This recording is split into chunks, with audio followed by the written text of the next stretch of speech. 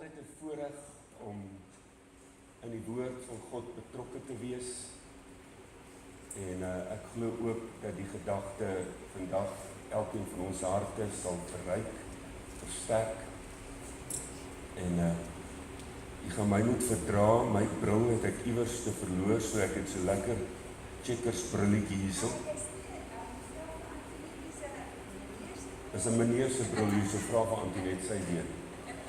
So, julle gaan dof en vaag vir my lyk deur die glase, maar vir God lyk julle pragtig, sprankelend en spesiaal, want dit is wie julle is ook.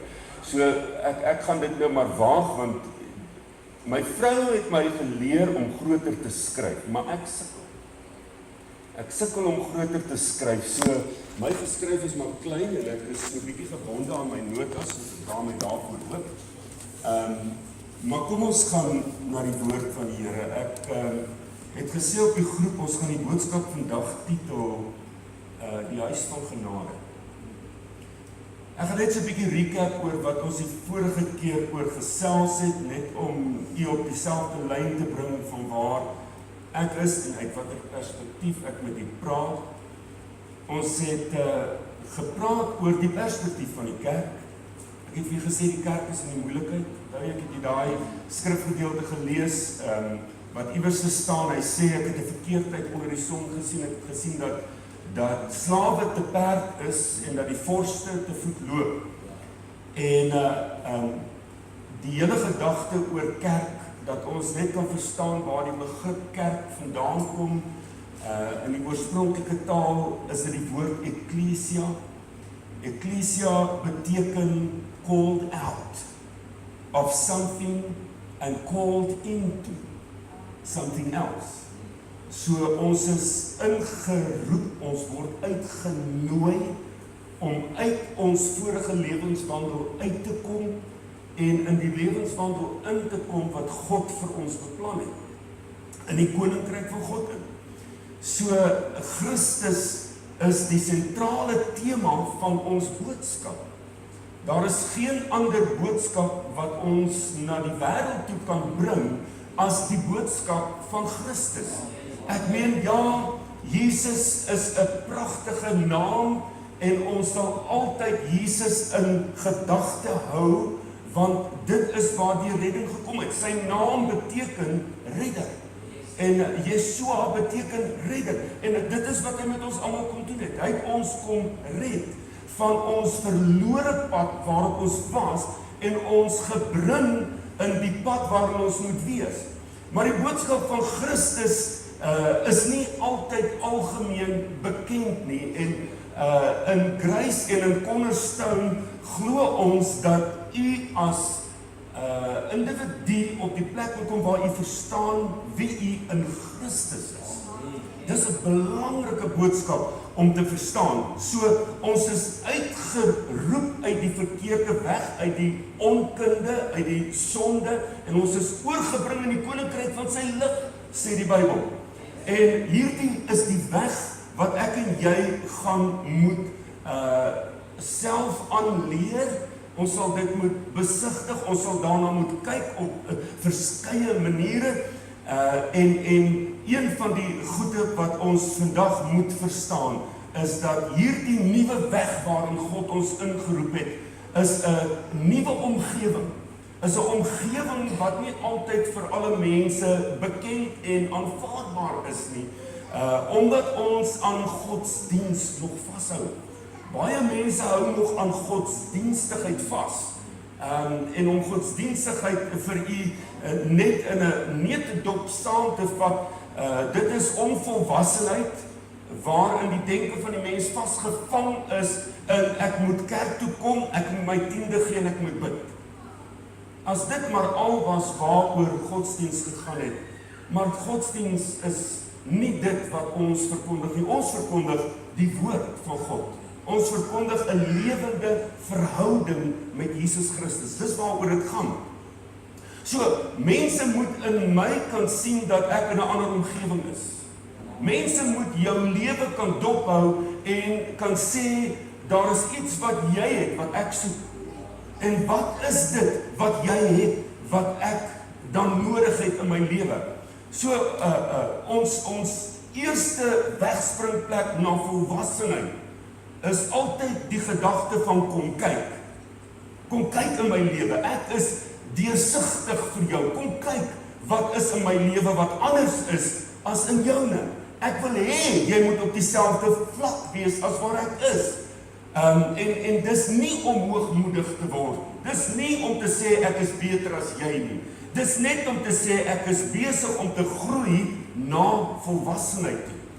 En ons het die voorbeeld genoem van die koningin van Skeba, wat na Salomo se wysheid kom kyk het en sy het alles aanskou, die kos, die manier hoe hulle aangetrek het, die manier hoe hulle gerangskik was aan die tafel, en sy het hierdie woorde in die 6de vers van 1 Konings 10 gesê, die Bybel sê sy het geen gees in haar oor gehad toe sy al hierdie goed aanskou het nie. Dit was so geweldig vir haar, sy het flou geword. Sy het letterlik beswyk van die wysheid van God, wat daar in Salomo was. En sy sê in die 6de vers, die ware verslag was nie heeltemal aan my vertel nie, want die helfte van dit wat julle gesê van Salomo, het julle nie vir my vertel nie. Jy sien, wanneer God in 'n omgewing kom, waar sy teenwoordigheid gevestig word in jou lewe, is dit onmoontlik vir mense om dit nie te sien nie. Dis onmoontlik, en dit is waar die Here wil hê ek en jy moet kom. Ek het nie die woorde geglo totdat ek met my eie oë gesien het, totdat ek met my eie oë gesien het. Jy sien, vroeër jare in die kerk, en ek dink ek het dit genoem die vorige keer ook, het mense nie altyd 'n antwoord vir ander kon gee oor wat met jou lewe gebeur het nie, maar hulle het gesê, kom kyk, kom ervaar dit met jou eie oë, kom ek nooi jou uit, en is dit nie tyd dat ons weer op die plek kom, waar ons mense begin uitnooi, en jy weet, ek weet hoe ons as mense is, ons het 'n program, en soms raak ons negatief, wanneer mense nie wil kom, wanneer jy hulle nooi nie, maar jy weet, die Here Jesus sê op 'n plek, gaan dan na die sondaars toe, as hulle wat jy genooi het nie wil kom nie, gaan na die sondaars, gaan op die wandelpaaie uit, gaan in die hotelle in, gaan in die bars in, gaan op plekke in waar dit ongewoond is vir jou as kind van God om in te gaan, en gaan haal hulle. Ek dink dit het weer tyd geword dat ons 'n kom kyk godsdiens begin promoveer, en mense sê, man, ons het iets hier weet wat kosbaar en waardevol is, en dit het my lewe verander. Die omgewing waarin ek myself bevind, is belaai met die krag en die teenwoordigheid van God, en ek wil hê, jy moet deel wees daarvan, ek wil hê, jy moet dit ervaar, kom kyk, en dit is waar ek en jy ons evangeliewaarde van die vyfvoudige bediening gaan begin weer uitleef, wanneer ons sê, jy weet, kom, ek nooi jou uit om te kom kyk na wat God besig is om te doen. Nou natuurlik het ek met u gepraat oor Hebreërs 5 vers 12, wat vir ons die volgende sê, hy sê vanweë die tyd behoort julle almal al leraars te wees. Maar julle het weer nodig om terug te gaan na die eerste beginsels toe. Julle het weer nodig om te leer van die doop en die vervulling met die Heilige Gees en jy weet die bekering van sondes. Julle het weer nodig om dat daar goed, want julle is op melk, julle is nie op vaste voedsel, julle is nog babas. Ek gaan nie weer daai hele gedeelte van die babas vir u noem nie, maar hy sê vanweë die tyd. En dis vir my 'n baie belangrike ding wat ek deesdae begin ervaar, en laat ek net so vir u sê, ja, om nie te bly by die prediking nie, van hierdie goed, maar voort te gaan na volmaaktheid. God wil ons in sy volmaaktheid invat. Ons kyk na volmaaktheid, en ons, jy weet, soms aanskou sekere dinge en mense, as in 'n sekere patroon of vorm van sy lewe, en jy sien, eers maar hierdie mense is redelik volmaak. God se volmaaktheid is 'n perfektheid, wat ons as kinders van God gaan lei na wie hy is. Jy sien, die Bybel sê, soos hy is in die wêreld, so is ons. Dis nie 'n verlede tyd nie, dis 'n toekomende vandagtyd, soos hy is in hierdie wêreld, so is ons. So, hoe moet ek en jy word? Ons moet soos hy word. Om te wees soos hy is, moet ons verstaan wie ons is in Christus. Weer 'n keer terug na daai ene. Maar vanweë die tyd behoort ons leraars te wees. Nou, daar's twee woorde wat vir tyd gebruik word in die Bybel. Die een is chronos, wat ons alledaagse, hedendaagse tyd is, wat ons nou hier in Cornerstone se gebou sit. Dis net 'n gebou, dis nie die kerk nie, julle moet dit goed verstaan. Hierdie is die kerk van Jesus Christus, want hy het gekies om in ons te kom bly. So in die tydelike sit ons nou vanmôre in hierdie gebou. Ons dag het 24 ure en hy het 1440 minute vir u van wat nie daarvan geweet het nie, hoe die ure werk nie, maar net om vir jou daai aanduiding te gee. So, tyd is dieselfde vir almal, of jy jonk of oud, lelik of mooi is, of jy kort of lank is, of jy skraal is, of jy wat ook al is, sal nou nie daar ander negatief gebruik nie, want ek weet julle almal wil skraal wees. So kom ons los daai dubbel negatiewe ene net buite rekening. Maar tyd wag vir niemand nie. U moet dit vanmôre verstaan. Ek kom by die Huis van Genade uit, maar om daarby uit te kom, moet ek vir jou sê van weer die tyd, behoort ons almal al leraars te wees. Jy weet, dis wonderlik om 'n titel agter jou naam te hê. Hy het sekere voordele. Jy weet, vroeër jare het daai voordele vir jou by die water en ligte kantoor, as jy gaan rekening betaal, het hulle vir jou gesê, pastoor van die Weshuis en kommandeer. Vandag sê hulle vir jou, wag daar in die ry, ons weet jy is 'n pastoor, maar wag, maar dis eintlik ons so 'n bietjie aarde toe gekom met die benamings wat ons het. Ons eintlik nie regverdiging, pastoor Frans, daar's eintlik nie regverdiging vir 'n titel nie in die Bybel nie. Ons het dit titels gegee. Maar van weer die tyd moet ons verstaan, moet ons almal al leraars gewees het. So elkeen van u wat die Here ken, wie van u het die Here aangeneem, as jy net die hand kan opsteek? Nou jy's 'n pastoor of 'n herder of 'n leraar of 'n evangelis of 'n teacher, wat ook al. Dis wie jy is. Maar ons het mense op 'n pedestal gesit. Ek wens ek kan eerder hierso kom op my aangesig lê om met u te praat.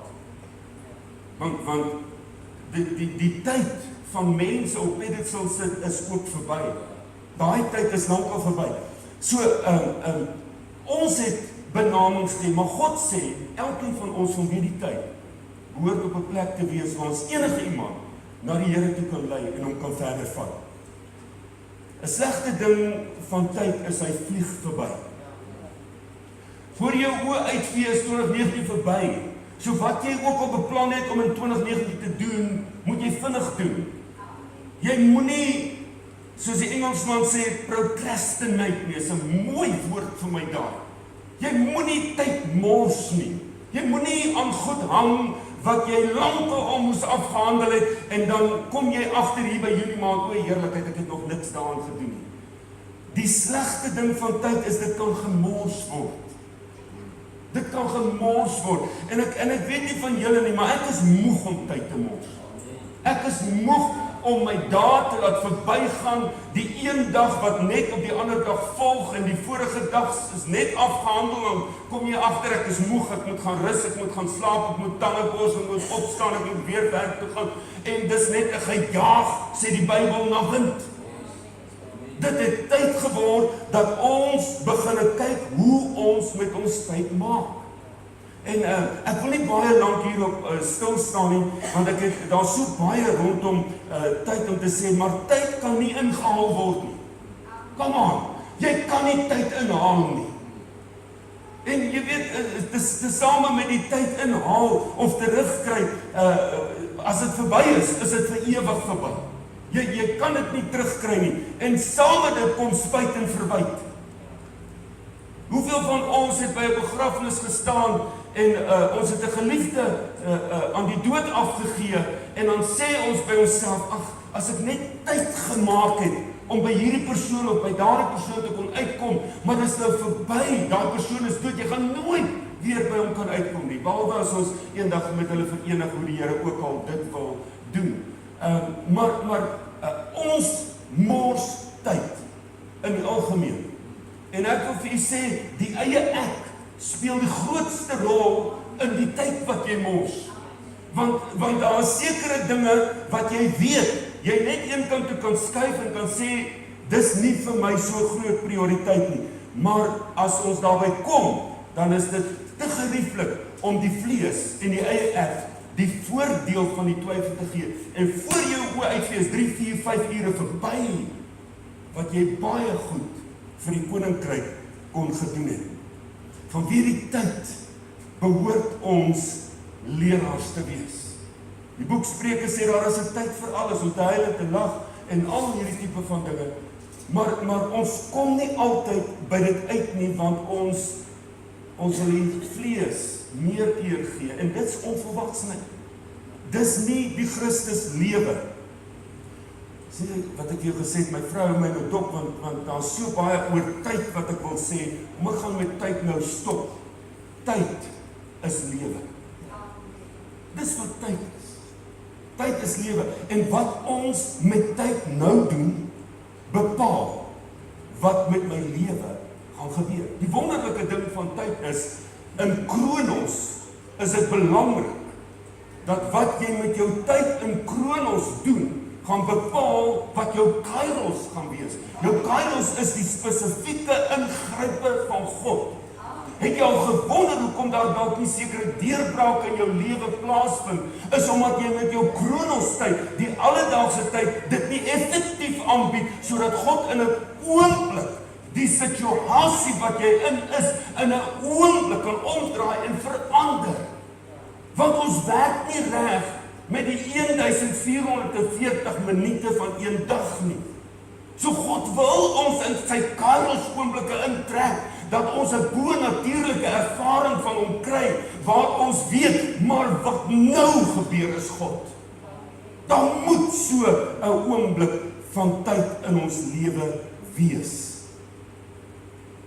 Die wonderlike ding van Kronos is ek en jy kan dit nie stop nie. Dis onbeheerbaar. Ek en jy kan dit nie stop nie. Maar God kan in Kairos tyd stop.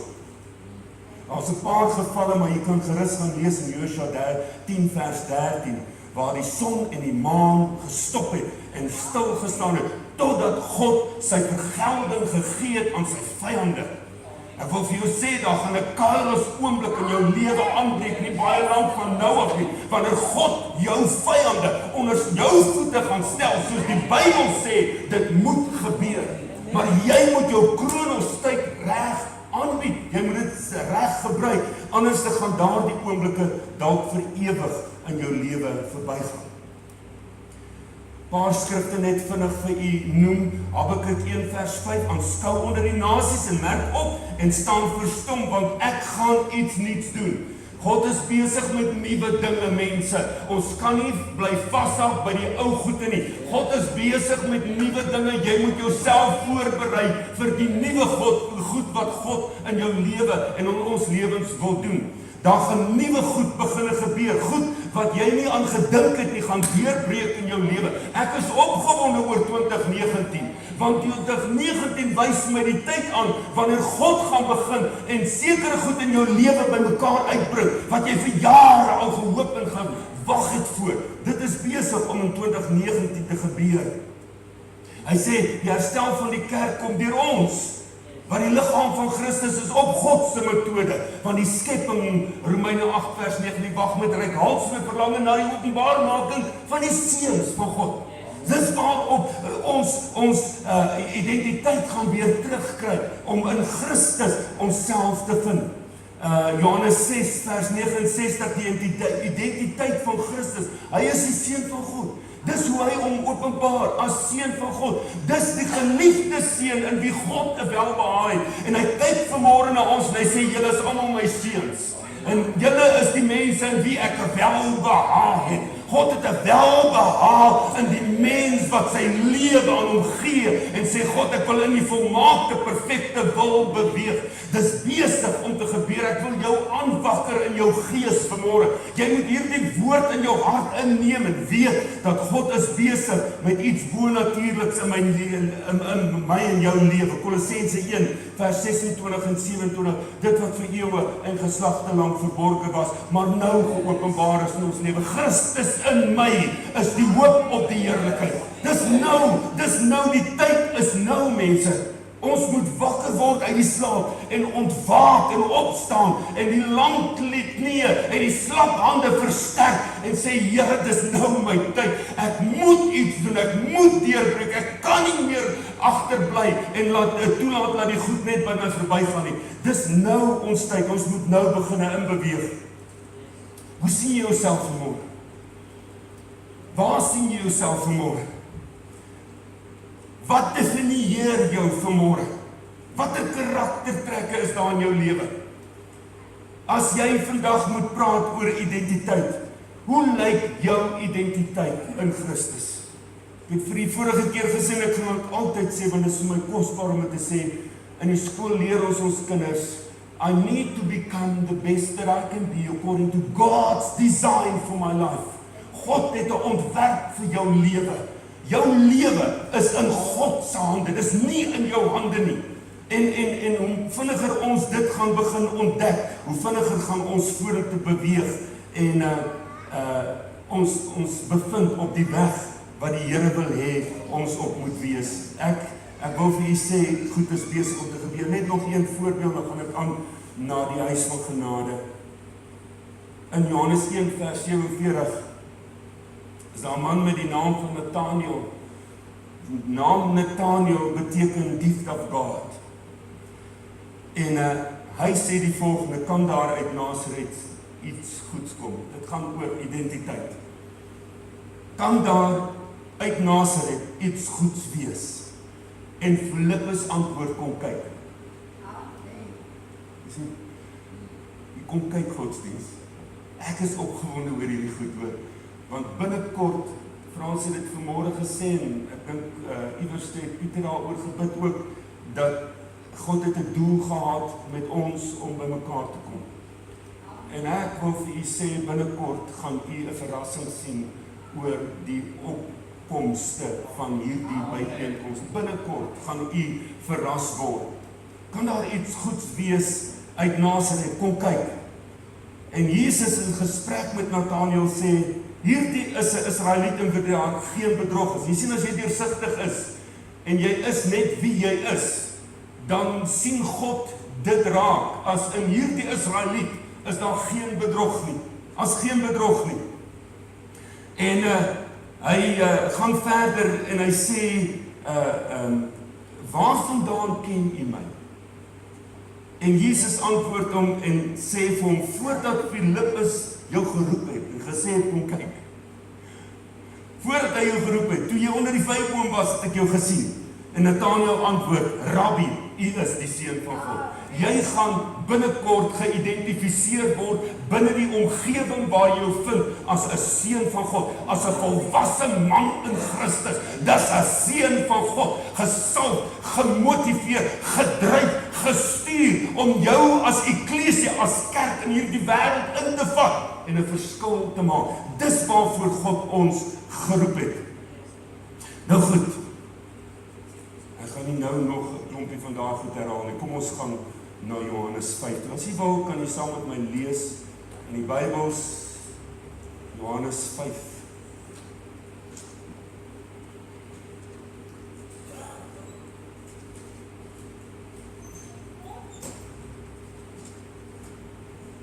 Johannes 5 vers 1. Hierna was daar 'n fees van die Jode en Jesus het opgegaan na Jerusalem. En daar is in Jerusalem by die Skaapspoort 'n bad met 5 pilaargange wat in Hebreëus Bethesda genoem word. Daar het 'n groot menigte siekes gelê, blindes en krepeles en lammes wat op die roering van die water gewag het. Want 'n engel het op 'n bepaalde tyd in die bad neergedaal en die water geroer. Die een wat dan die eerste ingegaan na die roering van die water, het gesond geword van watter of aan watter siekte hy ook al gelei het.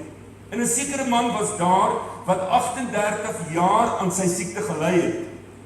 Toe Jesus hom sien lê, terwyl hy geweet het dat hy al 'n lang tyd siek was, sê hy vir hom, wil jy gesond word? Wat 'n vraag. Die sieke antwoord hom, Here, ek het niemand om my in die bad te sit as die water geroer word. En onderwyl ek kom, gaan 'n ander een voor my in.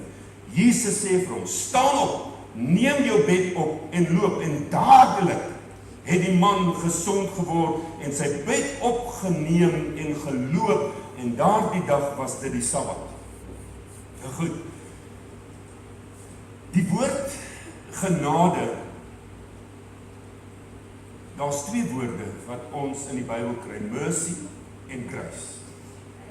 Barmhartigheid en genade. Nou mercy, genade, is God wat ons nie straf. Luister mooi. God wat ons nie straf soos sonde dit verdien. Ok, dis mercy, barmhartig. God wat ons nie straf soos die sonde dit verdien, dat ons gestraf moet word. En dan is daar grace, genade, net genade. God wat ons seën, ten spyte van die feit dat ons die seën nie verdien nie. God wat ons seën, ten spyte van die feit dat ons die seën nie verdien nie. So mercy, God wat ons nie straf soos wat die sonde dit verdien. Genade, God wat ons seën ten spyte van die feit dat ons die seën nie verdien. Dis hoekom ons kan sê ons het onverdiende seën of guns by die Here gekry. Want ek en jy kan nie daarvoor werk nie. It's a given. God wil my en jou seën ten spyte van die feit dat ons dit nie verdien nie. Is dit nie 'n groot en bonatuurlike, wonderlike God wat ek en jy dien? Dis sy genade. In Jerusalem, vers 2, wat ook genoem word the city of peace. Jerusalem, city of peace. By die skaapspoort was daar 'n bad met 5 pilare. Ek en jy weet dat in die algemeen die getal 5 praat van God se genade. So onmiddellik wil ons iets hoor wat die Bybel vir ons sê. Hy wil vir ons met ons praat oor genade. Hy moet ons praat oor genade. Nou, Bethesda, die bad word Bethesda genoem. So, God is besig om in hierdie gedeelte vir ons te sê, daar gaan iets gebeur deur die teenwoordigheid van my seun, en ek wil hê julle moet iets daaruit leer. Ek wil hê julle moet iets daaruit leer. Bethesda beteken house of shame, of house of grace. Want, jy kan vir jouself dink, as jy nou in die prentjie moet wees waar die man, ons neem aan, hy was 'n verlamde, want Jesus het hom gesien lê, ons neem so aan, ons het nie 'n duidelike spoor van wat werklik met die man gebeur het nie.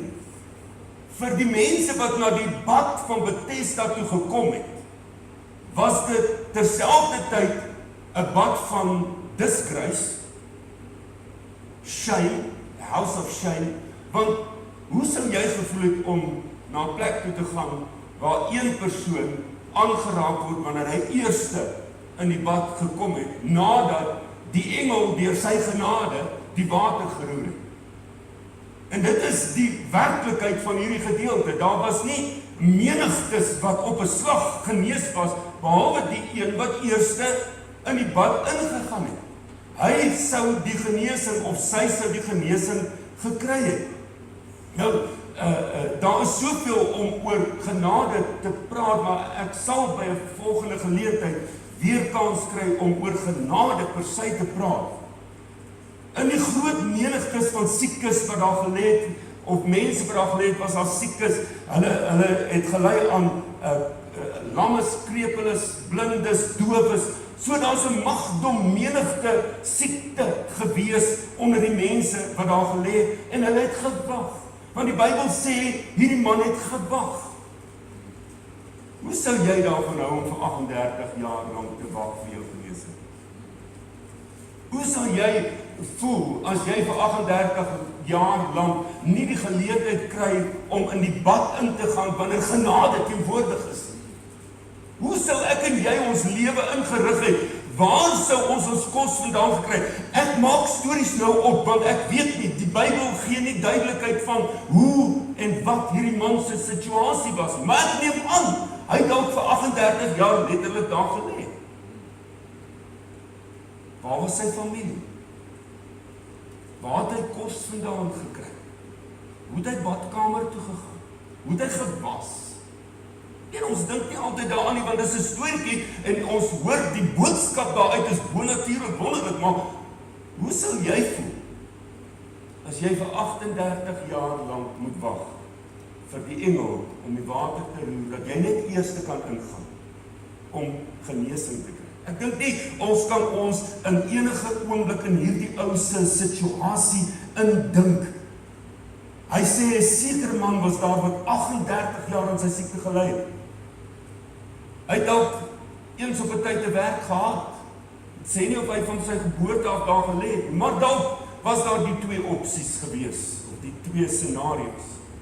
Dalk het hy familie gehad wat baie vir hom omgegee het, wat vir hom verskriklik lief was, wat hom nie 'n dag alleen gelos het nie.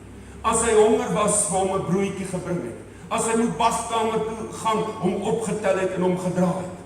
Ons ken nie die situasie, maar dalk was daar iemand gewees wat so omgegee het en saam met hom gehoop het en gewag het met 'n bonatuurlike verwagting dat daar 'n aanraking van God sal wees in sy lewe en hy sal opstaan. Dalk is dit sy kop wat hom gepla het en hy kon nie opstaan. Ek weet nie. Maar een ding weet ek, toe Jesus by hom kom en hom sien en sy teenwoordigheid naby kom, het hy begin vra. Want hy het geweet die man is lank al siek. 38 jaar gehoop vir die genesing op die regte tyd, dat die engel die genade, die water roer. Enige iemand het geweet dat dit net is wanneer die engel die water roer dat jy genesing sal ontvang. Hierdie man het daar gesit met hierdie groot verwagting, of dalk moedeloos geword en gedink dit gaan nooit gebeur nie. Waar is jy vanmôre? Waar is jy vanmôre in jou lewe? Daar's omstandighede, situasies wat jy op hoop en verwag en dalk aan vashou en sê, Here, wanneer gaan dit vir my deurbreek? Wanneer gaan hierdie saak tot stand kom in my lewe? Ek is moeg, ek raak moedeloos. Hier moet nou 'n oplossing kom. En baie van ons is baie keer daar wanneer dit moeilik gaan en die negativiteit kom in, dat ons droom vir wat God vir ons lewe het, begin verloor en sê, dit gaan nie gebeur nie. Ek weet nie of jy daar is vanmôre nie, maar ek dink baie ouens is op daai plek waar hulle sê, ek weet nie hoe lank my familie nog vir my gaan sorg nie. 38 jaar, volwasse man, lê by die bad van Bethesda, die huis op daai stadium van disgraceful, van shame. Ek dink nie hy wil daar wees nie. Wil enige een van ons in 'n situasie wees waar ons is vandag? Nie een van ons wil wees op 'n plek waar ons voel ons is verlore. Ons hoor nie meer God se stem mooi nie.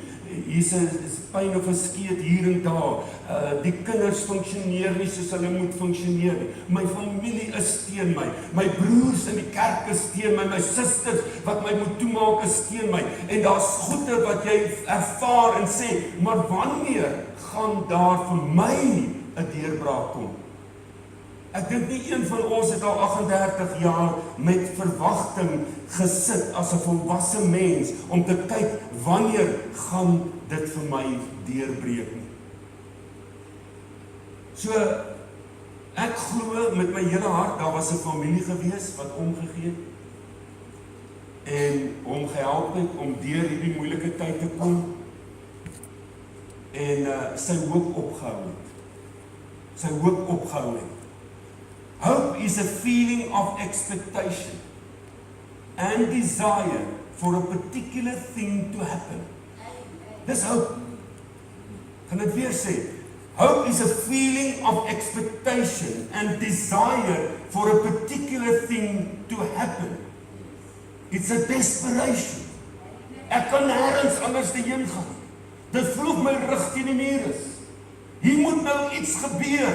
Iets moet nou deurbreek. Ons weet wat Hebreërs 11 vers 1 sê. Hy sê, geloof dan is 'n vaste vertroue van die dinge waarop ons hoop.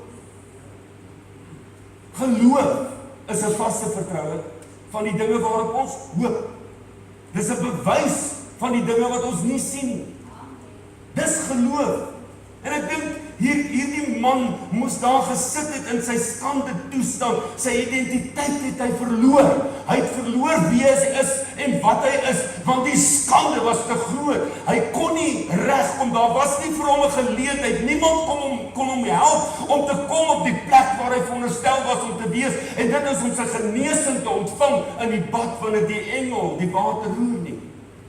En hy het daar gesit in 'n moedelose toestand en homself heeltemal verloor. Dis hoekom ons die antwoord kry wat hy dan ook gee, meer daaroor later. Hoe het mense hom gesien? Wat het mense van hom gedink wanneer hulle by hom verbyloop? Ag shame, ag sies tog. Ai, julle weet jy, ek hoop iemand het vir hom 'n bord kos gegee. Ek hoop iemand het hom gevat om badkamer te gaan. Ek hoop iets het gebeur dat hy net 'n bietjie beter kan voel. Iemand dalk net by hom kom stil staan vir hom gesê, moenie moedeloos word nie. Dis een van die dae, moenie nou moed opgee nie, moenie negatief word nie. Moenie teruggaan in jou denke na 'n plek waar jy jouself nie meer sien in die toestand van genesing nie. Watter karaktertrek het hy gehad? Watter opinies het mense oor hom gehad? Hoe was hy gedefinieer? Hoe was hy gedefinieer? Wat het hy self van hom gedink? Wat dink jy vanmôre van jouself? Na jare se probeer om op 'n plek te kom waar jy weet God jou na toe dryf. Hy gee al die tekens van jou vir jou om in hierdie rigting in te gaan, maar elke keer is daar iets wat dit verhoed om uit te kom, waar jy veronderstel is om te. Wat het hy van homself gedink en ervaar? Wat het mense van die wêreld van hom gedink? Het hy gedink daar sal iets anders te gebeur? Jy sien, wanneer jy in 'n situasie is waar jou rug teen die muur is, dan het jy 'n verwagting aan 'n sekere ding. Sy verwagting was aan die engel wat die water roer. Vir 38 jaar het dit nie gebeur nie. 38 jaar het niks gebeur nie, want sy verwagting was aan iets wat hom kon help, en dis mooi, dis pragtig. Dis nie negatief nie, maar daar was net 'n bepaalde tyd. En as hy nie gereed was op daardie bepaalde tyd, die tyd van genade, wanneer die engel die water roer, dan het niks gebeur. Imagine that. Imagine that. Romeine 5 vanaf vers 1 tot 5. Hy sê ons roem in die verdrukkinge. Ons weet die verdrukkinge werk lydsaamheid. En die lydsaamheid bewerk beproefdheid en die beproefdheid hoop. En die liefde van God is in ons harte uitgestort deur die Heilige Gees wat hy aan ons gegee het. So al hierdie goed wek hoop. Wek hoop. Nou bly geloof, hoop, liefde. Geloof, hoop, liefde. Hierdie man ons weet, die grootste hiervan is die liefde. En jy sien, daar kom 'n verskil in Johannes 5 vers 6. Toe Jesus hom sien lê. Toe Jesus hom sien lê. Terwyl hy geweet het dat hy al 'n lang tyd aan sy siekte ly, sê hy vir hom, wil jy gesond word? Jy sien, daar kom iets anders wanneer God se genade op die toneel verskyn. Dan is dit nie meer nodig om te wag vir die genade van 'n engel wat die water gaan roer nie. Want wanneer God op die toneel verskyn, verander die omgewing. Die atmosfeer verander wanneer God op die toneel verskyn.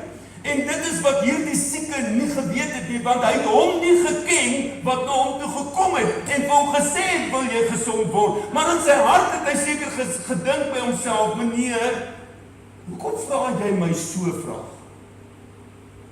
Almal sien my hier, almal het hulle opinies oor my, almal weet dat ek aan hierdie siekte ly vir baie lank. Hoe weet jy nie daarvan nie? Maar God hoef van niks te weet, wanneer hy in die teenwoordige tyd in jou lewe inkom en begin om navraag te doen oor wil jy gesond word. Die enigste antwoord wat hy dan wil hoor, ja Here, ek wil. Maar terwyl hy hierdie man se siege en sy wese geken het en geweet het waardeur hy gaan, het hy verstaan waardeur hy gaan. Het hy nie homself opgeruk en gesê, ag man, wat is nou fout met jou nie? Nee. Hy het gekom en gedoen wat die bad van Bethesda, the house of shame, nie kon doen. Hy het gedoen wat hierdie man se verwagting was vir 38 jaar. Toe hy op die toneel verskyn, toe sê hy eintlik vir hom, weet jy wat, ek weet waardeur jy gegaan het vir 38 jaar. En ek sê nou vir jou, staan op, neem jou bed op en loop. Dis wat God vir sy kerk vandag wil sê. Hy wil sê, staan op uit die stof waarin jy sit, want ek het 'n plan met jou lewe. My genade vir jou is genoeg, Paulus. Hou op murmureer oor die plek waar jy is, want die plek waar jy nou is en jouself bevind, is die grondplek waar God 'n wonderwerk wil doen.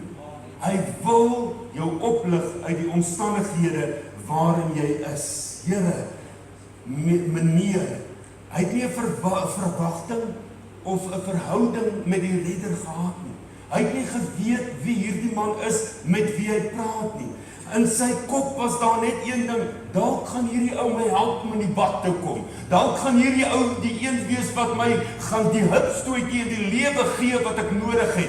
Dalk is hierdie die een vir wie ek nou vir 38 jaar gewag het om my te help, om by hierdie genade uit te kom. Maar hy het nie geweet dat hy die genade is, wat op die toneel verskyn, en alles in sy lewe gaan verander nie. Totdat ek en jy nie kom, waar ons op die plek kom waar ons sê, Here, ek het alles in my vermoë gedoen. Daar's niks wat ek nog kan doen nie. Ek gee nou oor dat U oorneem in my lewe. Dit is my belangrik dat U oorneem in my lewe en dat die water geroer word, nie in 'n plek nie, maar in my siel, in my wese. Laat U deur die Heilige Gees kom en die water binne in my roer. Die Bybel sê dit sal soos 'n fontein word wat lewende water wat uitborrel wanneer die Heilige Gees in ons kom. En ek wil vir u sê, God is besig om my en jou op die plek te kry waar ons sê, Here, ek gaan nie meer tyd mors nie. Ek het nodig om tyd te verwyl in u teenwoordigheid, sodat ek kan ervaar hoe genade op die toneel kom en alles in my lewe verander. Alles kom by mekaar wanneer Jesus op die toneel verskyn. Die atmosfeer verander in 'n plek van genesing. Dit is vreemd dat hy een mens, volgens wat ons weet, op daardie dag genees het. Want die Bybel sê hy het verder gegaan. Hy het net by die een ou stil gestaan. Hy het nie almal wat in die bad was genees nie. Hy het die een ou raak gesien wat dit die nodigste gehad het. God sien jou vanmôre raak.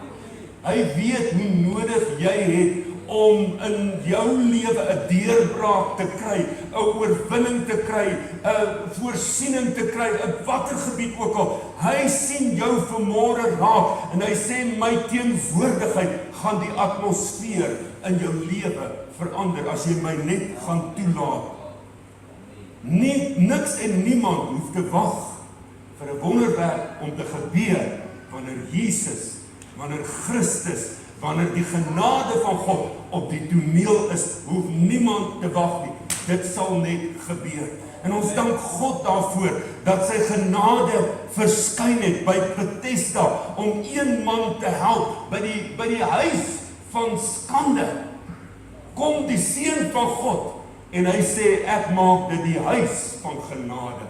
Ag, mag julle hierdie kosbare gedagte aan genade vandag onthou, want julle het so 'n pragtige naam vir die gemeente gegee, GraceOutreach. Huis van genade se uitbreiding en na mense toe gaan, outreach. Mag dit 'n werklikheid word in ons lewens wanneer ons hoor, staan op, neem jou bed op en loop. Al is dit op die Sabbatdag waarvoor hulle Jesus ook gekruisig het, omdat hy dit gedoen het op 'n dag wat jy geen werk moet doen nie, het hy nie omgegee nie. Handelinge 3 gaan ek mee afsluit, ek gaan dit net vir ons lees. Petrus en Johannes by die skone poort. Johannes het saam, Petrus het saam na die tempel opgegaan op die uur van die gebed, die 9de uur, en daar is 'n sekere man aangedra, wat van sy geboorte af krepeel was. Hulle het hom elke dag neergesit by die tempelpoort, wat die skone genoem word, om 'n almoes te vra van die wat in die tempel ingaan. Toe hy sien dat Petrus en Johannes die tempel wou binne gaan, het hy om 'n almoes gevra. En Petrus Johannes saam met Johannes het hom stip aangekyk en gesê, kyk na ons. Kyk na ons. En hy het sy oë op hulle gehou in die verwagting dat hy iets van hulle sou ontvang.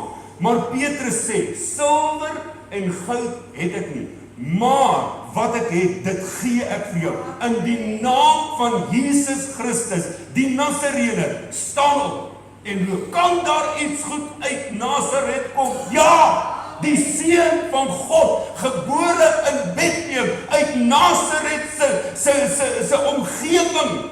Hy is die een wat goed is, wat uit Nasaret kom. Kan daar iets goeds uit Nasaret? Staan op en loop. Toe gryp hy hom aan sy regterhand en rig hom op, en onmiddellik het sy voete en sy enkels sterk geword, en hy het opgespring en gestaan en rook geloop en saam met hulle in die tempel ingegaan, terwyl hulle rondloop en spring en God prys.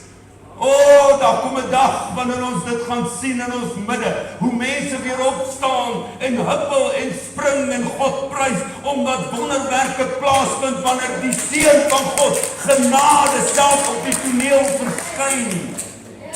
En genade maak die verskil in mense se lewens. Wat het jy om vanmôre te gee? Maak nie saak wat jy van jouself dink. Maak nie saak wat mense van jou dink. Jy en God loop 'n pad. En in hierdie pad is daar soms goed wat jou terughou.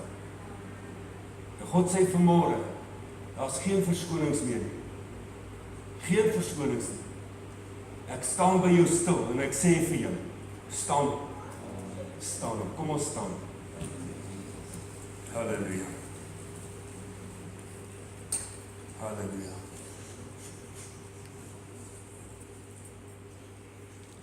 Thank you, Father. We worship you, Lord.